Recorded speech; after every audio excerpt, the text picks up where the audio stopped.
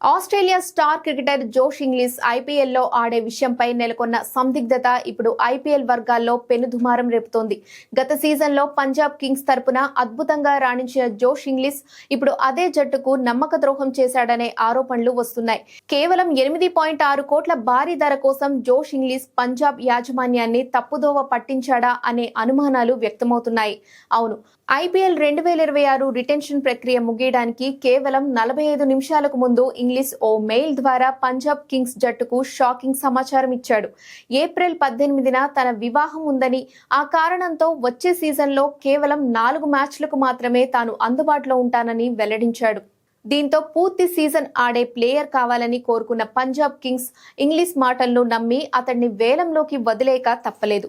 అయితే డిసెంబర్ 16న అబుదాబిలో జరిగిన వేలంలో సీన్ పూర్తిగా రివర్స్ అయింది. కేవలం 4 మ్యాచ్లే అందుబాటులో ఉంటాడని తెలిసి కూడా Lucknow super giants, Sunrisers Hyderabad Josh Inglis కోసం హోరాహోరీగా పోటీ పడ్డాయి. చివరకు లక్నో జట్టు 8.6 కోట్లు వెచ్చించి అతన్ని కొనుగోలు చేసింది. ఓ ప్లేయర్ కేవలం 4 మ్యాచ్లకే అందుబాటులో ఉంటే ఇతర జట్లు అంత భారీ ధర ఎందుకు చెల్లిస్తాయనేది పంజాబ్ కింగ్స్ యాజమాన్యాన్ని కలచివేస్తోంది. అయితే ఈ విషయంపై ఇప్పుడు వచ్చిన అప్డేట్ తో భారీ ట్విస్ట్ నెలకొంది. లక్నో, హైదరాబాద్ ఫ్రాంచైజీలకు జోష్ ఇంగ్లీష్ లభ్యతపై ముందే పూర్తి స్పష్టత ఉన్నట్లు సమాచారం.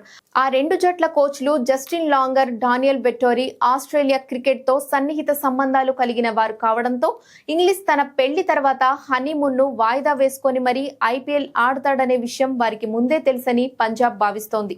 దీంతో వేలం ముగిసిన తర్వాత ఇంగ్లీష్ తన ప్లాన్స్ మార్చుకోవడం పంజాబ్ యజమాని నెస్ వాడియాకు ఆగ్రహం తెప్పించింది. ప్రస్తుతం అందుతున్న సమాచారం ప్రకారం ఇంగ్లీష్ సీజన్ ప్రారంభంలో కొన్ని మ్యాచ్లు ఆడి పెళ్లి కోసం చిన్న బ్రేక్ తీసుకొని మళ్లీ హనీమూన్ వెళ్లకుండా నేరుగా లక్నో జట్టులో చేరనున్నాడు. ఇదే నిజమైతే ఒక నాణ్యమైన వికెట్ కీపర్, బ్యాటర్ను పంజాబ్ కింగ్స్ చేజేతులా కోల్పోయినట్లే. ఈ వివాదం రానున్న రోజుల్లో ఐపీఎల్ గవర్నింగ్ కౌన్సిల్ వరకు వెళ్లే అవకాశం కనిపిస్తోంది.